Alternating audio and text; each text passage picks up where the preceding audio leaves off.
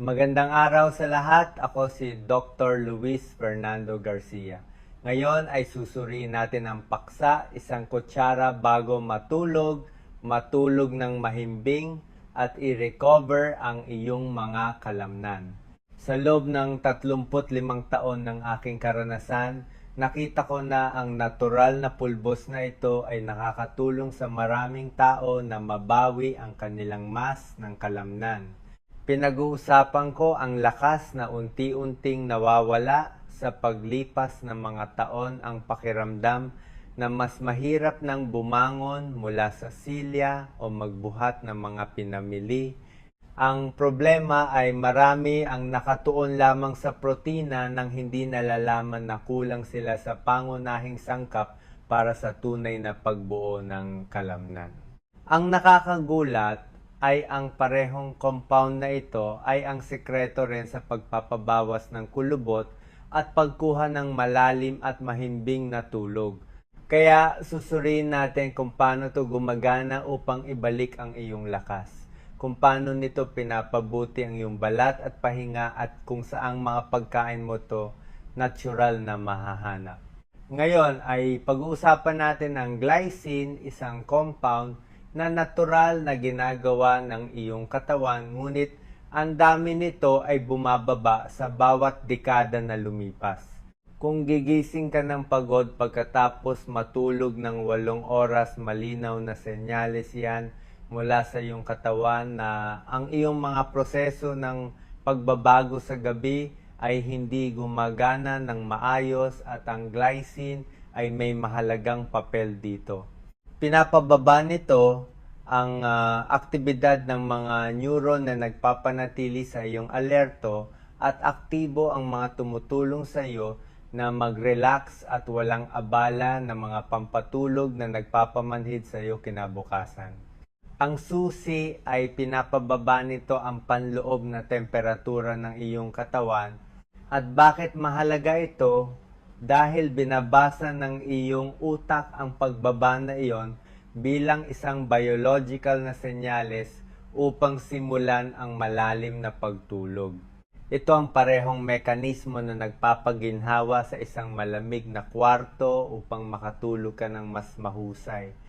Bukod pa rito, pinapataas nito ang produksyon ng serotonin, ang neurotransmitter na nagre-regula sa iyong kalooban at naghahanda ng daan para sa melatonin na kumilos. Kung walang sapat na serotonin ang iyong cycle ng pagtulog ay nagulo at kapag sa wakas ay nakatulog ka, na pinapabuti ng glycine ang kalidad ng iyong malalim na yugto. Ang mga yugto ng pagtulog na iyon ay ang nagpapahintulot sa iyong mga kalamnan na mag-repair ang iyong balat, na mag-regenerate, at ang iyong utak na magtanggal ng mga toxins na naipon sa araw. Kung iinom ka ng glycine bago matulog, na susuriin natin kung paano gamitin mamaya, maaari mong mapansin na mas madali kang makakatulog at may mas malaking pakiramdam ng kapahingahan sa paggising. Kinabukasan, gigising ka ng maliwanag ng walang brain fog na iniiwan ng ibang mga remedyo. Ngayon, habang mas nakakatulog ka, may ginagawa pa ang glycine sa iyong katawan, isang bagay na may kinalaman sa bawat subo ng pagkain na kinakain mo sa araw. Ang ibig kong sabihin ay kung paano hinahawakan ng iyong katawan ang asukal sa dugo. At ito ay isang issue na nag-aalala sa maraming tao pagkatapos ng edad na 60 kung kailan hindi na gumagana ang pancreas at atay ng kasing epektibo tulad ng dati. Pinapabuti ng glycine ang paraan ng pagtugon ng iyong mga cell sa insulin. Kapag ang hormone na to ay kumatok sa pinto ng isang cell upang maghatid ng glucose, tumutulong ang glycine na mabuksan ang pinto na iyon. Mas mahusay na ginagamit ng iyong mga cell ang magagamit na asukal sa halip na hayaan tong umikot sa dugo. At meron pa tong ginagawa. Pinipigilan nito ang atay kapag gusto nitong maglabas ng labis na glucose sa daluyan ng dugo. Nag-iimbak ang iyong atay ng asukal sa anyo ng glycogen at kapag napansin nitong kailangan mo ng enerhiya, inilalabas nito. Lumilitaw ang problema kapag naglalabas ito ng labis at kinokontrol ng glycine ang paglabas na yon at pinapanatili ang matatag na antas. Kung nakakaramdam ka ng patuloy na pagkahumaling sa matatamis sinasabi sa iyo ng iyong katawan ng isang bagay, hindi ito simpleng kakulangan ng kalooban. Ito ay isang senyales na hindi maayos ang paghawak ng iyong glucose at ang mga pagtaas at pagbaba ng asukal na iyon ay nagtutulak sa iyo na maghanap ng matamis tuwing ilang oras at ang regular na pag-inom ng glycine ay maaring putulin ang mabisyo na cycle na iyon. Marami ang nakakapansin na bumababa ang pagkahumaling kapag ang kanilang mga antas ng asukal ay nagpapatatag at hindi na kailangang maghintay ng linggo upang maramdaman ang pagbabago. Sa ilang mga kaso, ang pagkakaiba ay napapansin sa loob lamang ng ilang araw at ang parehong kakayahan sa pagbuo at pagpapatatag ng katawan ang sinusubukang ibenta sa atin ng industriya ng kagandahan sa mamahaling bote, ngunit may panlilin lang. At iyon ay nagbebenta sila sa atin ng isang bagay, samantalang sa katotohanan, ang glycine ang gumagawa ng trabaho.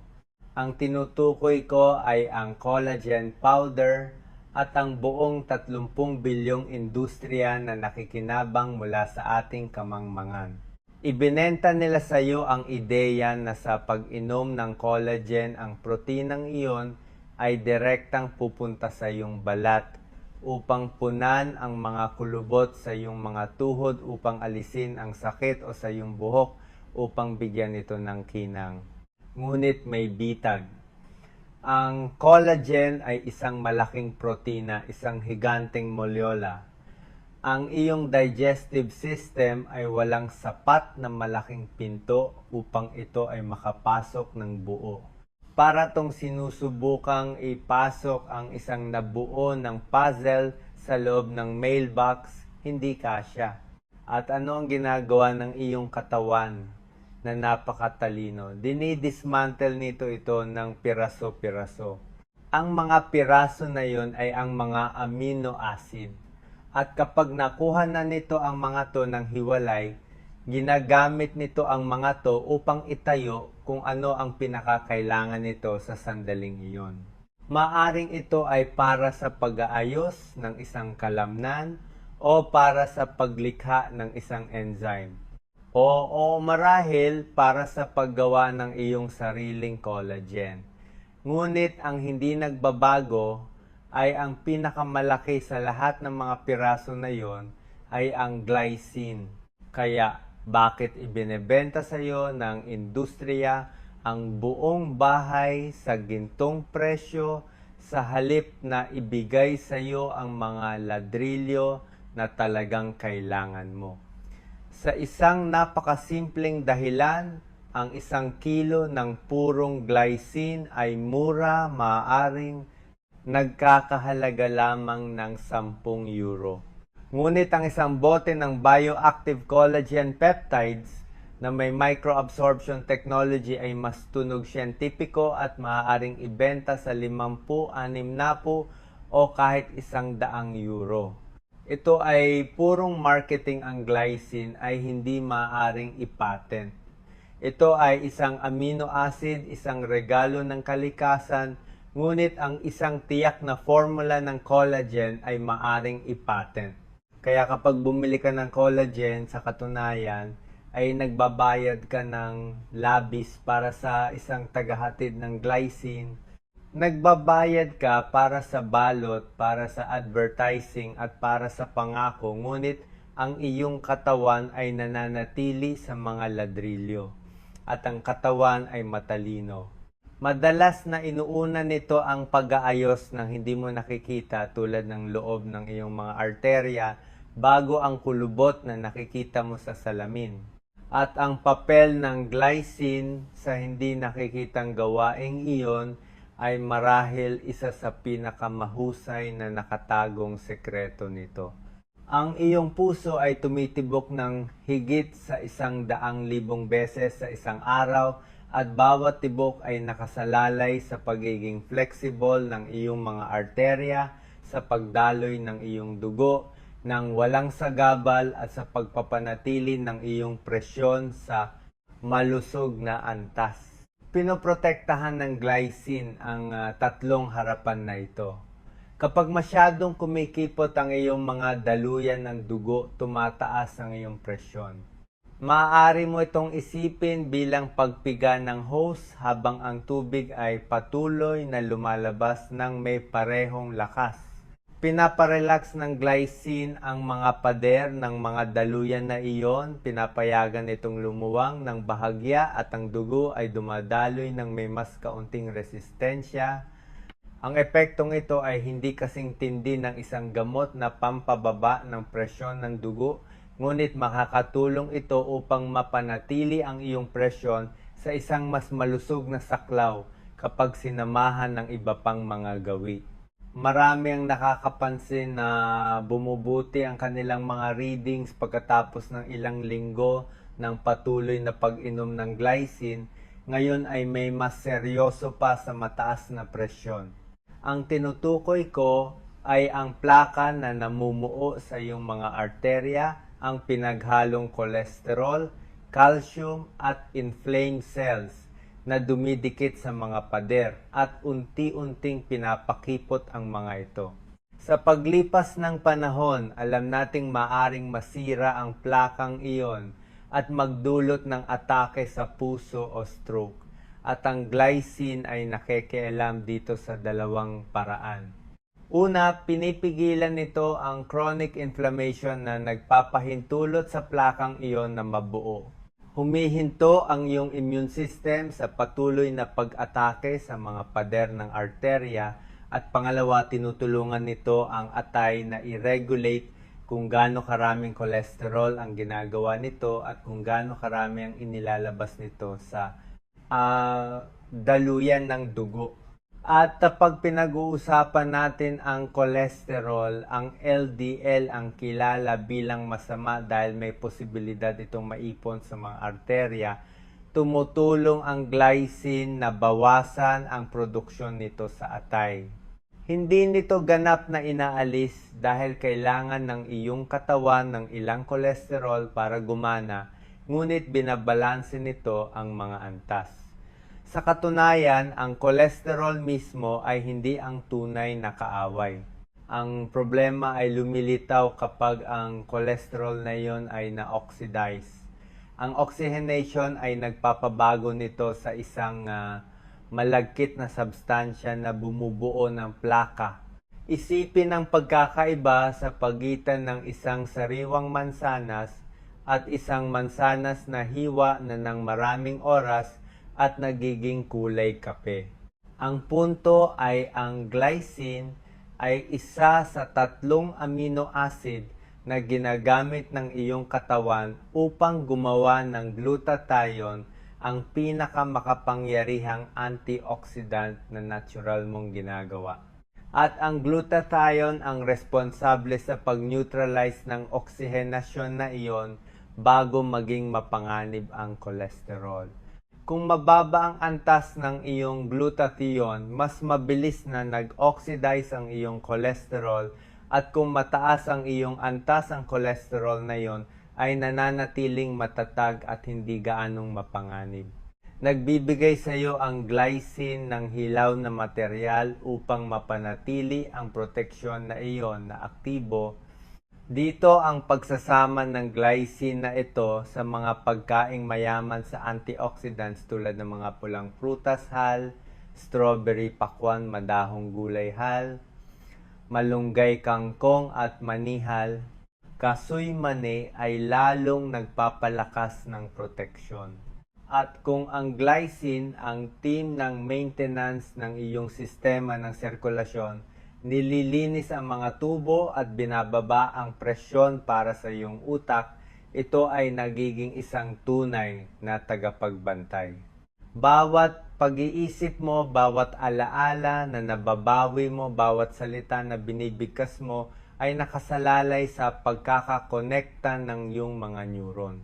At pinoprotektahan ng glycine ang sistemang iyon sa maraming paraan.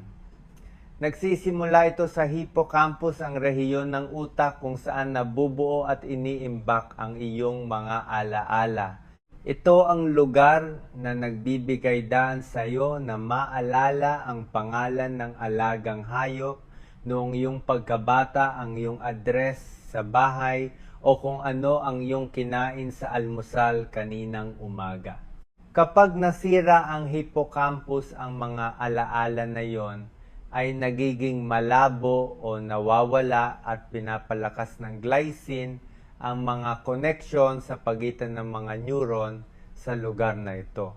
Kumikilos ito bilang isang neurotransmitter na nagpapadali sa paghahatid ng mga signal, at kapag mas maayos ang daloy ng mga signal, bumubuti ang iyong kakayahang matuto ng bagong impormasyon at maalala ang mga lumang alaala, ngunit may mas sensitibong nangyayari. Merong isang neurotransmitter ang glutamate na mahalaga para sa pag-aaral at memorya. Lumilitaw ang problema kapag may labis na glutamate na aktibo.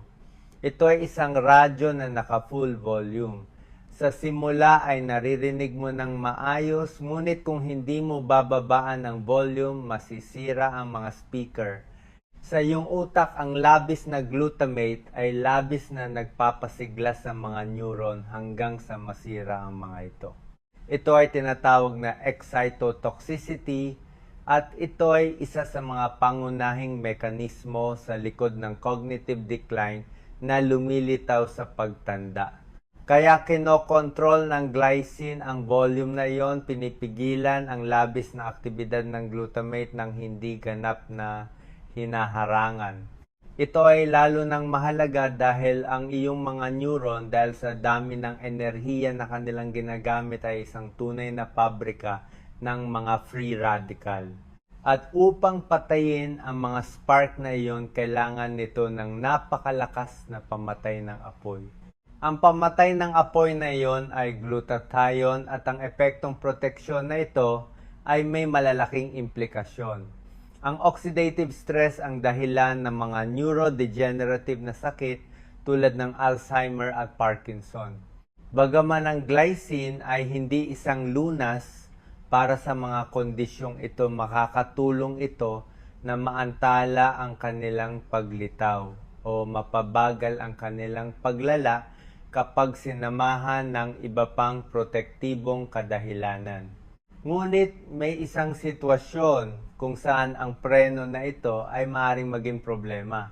Kaya bago natin tingnan kung paano kumuha ng glycine at sa anong mga pagkain ito matatagpuan, kailangan nating maunawaan ang isang problema. Nakakaunti ang pinag-uusapan ang paghahalo ng glycine sa ilang partikular na gamot. Ang glycine ay ligtas para sa karamihan ng mga tao. Hindi ito nagdudulot ng seryosong epekto kapag iniinom sa mga dosis na susuriin natin mamaya, ngunit nagbabago ang seguridad na iyon kung umiinom ka ng gamot. Ang pangunahing problema ay lumalabas sa mga gamot na kumikilos sa iyong central nervous system. Pinag-uusapan natin ang mga gamot para sa anxiety, insomnia, depression o mas komplikadong psychiatric na problema. Kung naaalala mo ang sinabi ko sa iyo kanina, pinapakalma ng glycine ang iyong nervous system, binabawasan ang aktibidad ng mga neuron na nagpapanatili sa iyong alerto at pinapagana ang mga nagpaparelax sa iyo. Ang epektong iyon ay kapaki-pakinabang kapag ginagamit mo ito ng mag-isa, ngunit kapag sinamahan mo ito ng gamot na gumagawa ng katulad na bagay, ang mga epekto ay nagdaragdag sa hindi mahuhulaan na paraan. At hindi lang ibig sabihin nito na mas antok ka kaysa sa normal, Maaari itong magdulot ng mga problema sa koordinasyon, pagkahilo o pagkalito. Pagkatapos ang mga antidepressant ay nararapat na banggitin ng hiwalay. Ang ilang uri, lalo na ang serotonin reuptake inhibitors, ay maaaring makipag-ugnayan sa glycine sa mga paraan na hindi pa lubos na nauunawaan. Merong theoretical na panganib na ang kombinasyon ay magbabago ng balanse ng mga neurotransmitter sa hindi kanais-nais na paraan. Kaya ibig bang sabihin nito na hindi ka maaring uminom ng glycine kung ikaw ay sumasailalim sa pharmacological treatment? Hindi kinakailangan, ngunit nangangahulugan ito na kailangan mo ng medikal na pangangasiwa. Gayun din kung meron kang problema sa bato o atay o kung ikaw ay na-diagnose na may anumang malalang kondisyon. Ang iyong doktor lamang ang makakapagsuri kung anong mga gamot ang iyong iniinom, sa anong dosis at kung merong tunay na panganib ng interaksyon. Sa karamihan ng mga kaso, karaniwang posible na ayusin ang mga dosis ng iyong gamot upang mabawi ang epekto ng glycine. Sa iba, maaaring irekomenda niya na makuha mo ang glycine mula sa mga pinagmumulan ng pagkain tulad ng makikita natin at bago tayo pumunta sa kalamnan. Paano ka tinutulungan ng glycine na mabawi ang mass ng kalamnan? Alam nating pagkatapos ng edad na 50, bumibilis ang pagkawala ng kalamnan. Tinatawag itong sarcopenia ng mga doktor at maaring mapabagal ng glycine ang prosesong iyon. Ginagawa nito sa paraan na kakaunti ang nakakaalam dahil konektado ito sa isa pang substance na ginagawa ng iyong katawan, ang creatine. Maaaring narinig mo na ang creatine bilang isang supplement para sa mga batang atleta na gustong makakuha ng kalamnan ng mabilis. Ngunit ang creatine ay hindi lamang para sa gym. Ginagawa ito ng iyong katawan ng natural at kailangan ito upang magkaroon ng agarang magagamit na enerhiya ang iyong mga kalamnan.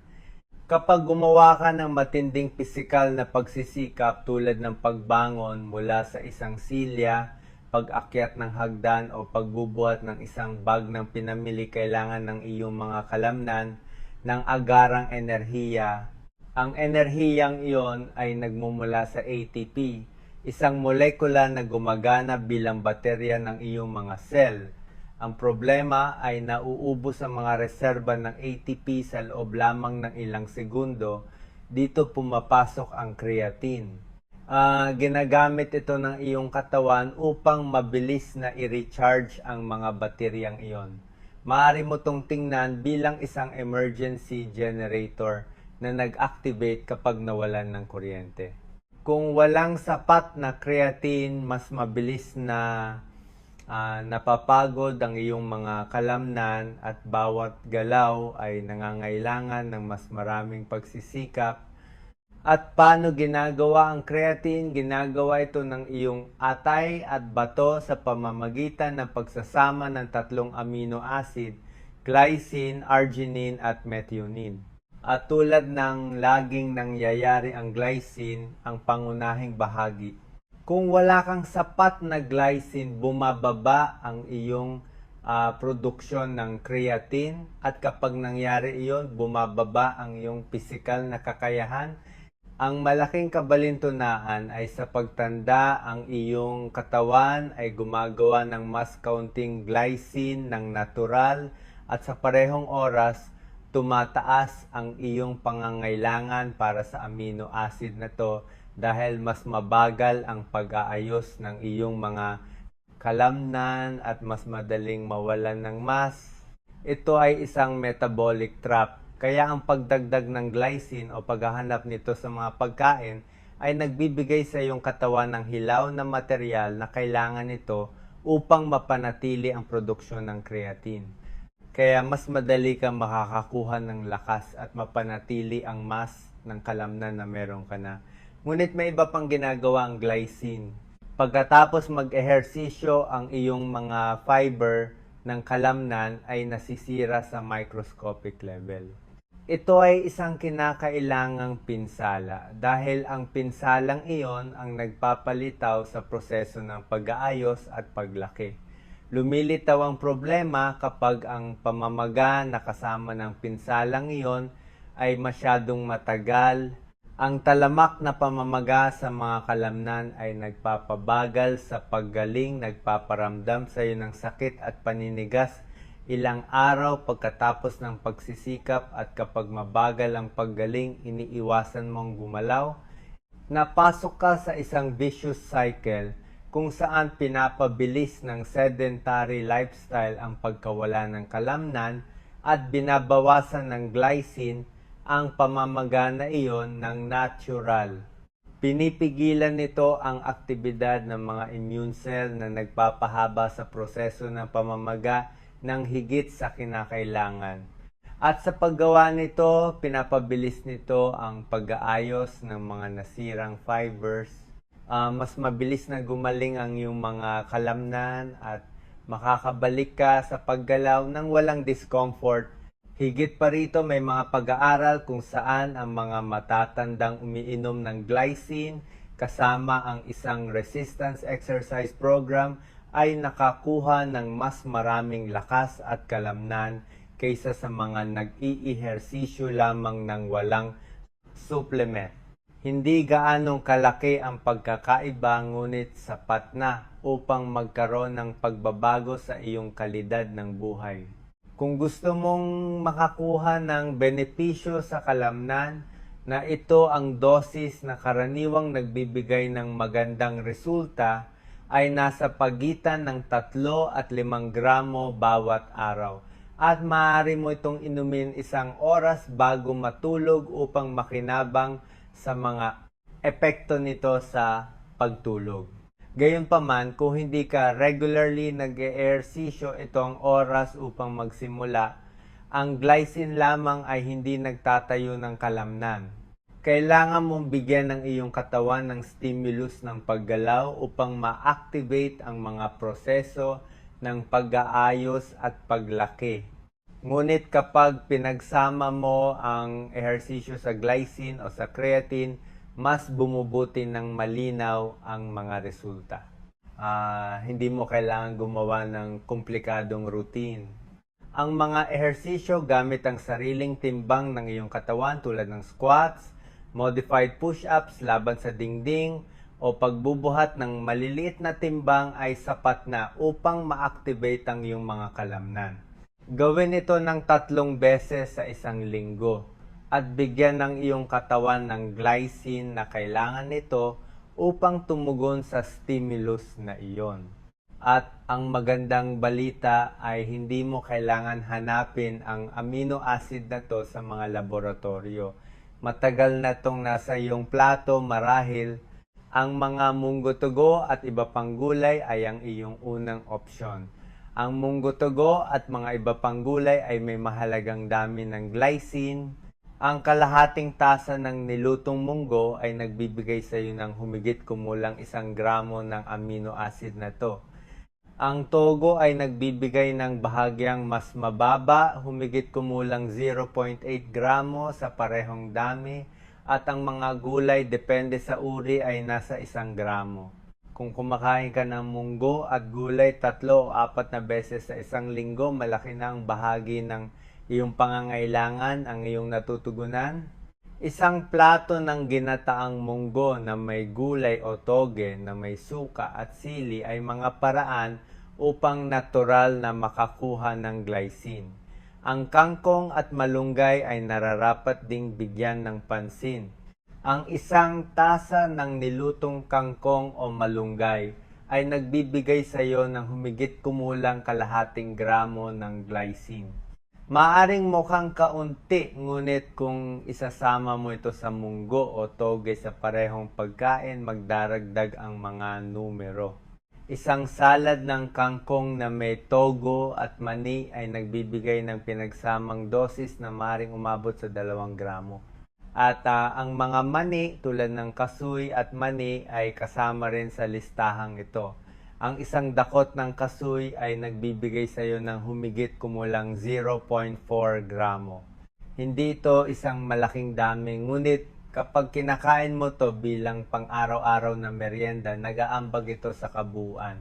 Gayun din ang mga buong butil tulad ng oatmeal, brown rice at quinoa ay nagbibigay sa iyo ng glycine. Ang kalahating tasa ng nilutong oatmeal ay nagbibigay sa iyo ng humigit kumulang 0.3 gramo. Ang brown rice ay nagbibigay ng katulad na dami at ang quinoa na technically ay isang buto ngunit ginagamit bilang cereal ay merong humigit kumulang 0.5 gramo bawat kalahating tasa na niluto.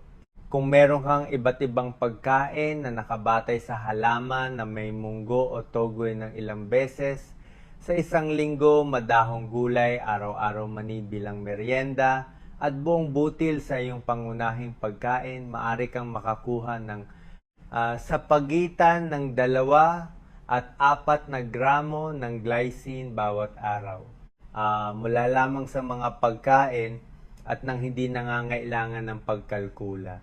Ngayon, kung gusto mong mag-supplement, ang glycine powder ay mura, madaling mahanap, at mahusay na natutunaw sa tubig o sa anumang inumin. Wala itong malakas na lasa, isang bahagyang matamis na lasa, halos hindi mahahalata. Maaari mo itong idagdag sa isang baso ng tubig, sa isang fruit shake, o kahit sa isang herbal tea. Maaari kang magsimula sa mababang dosis, 3 gramo bawat araw sa unang linggo. Obserbahan kung paano tumutugon ang iyong katawan.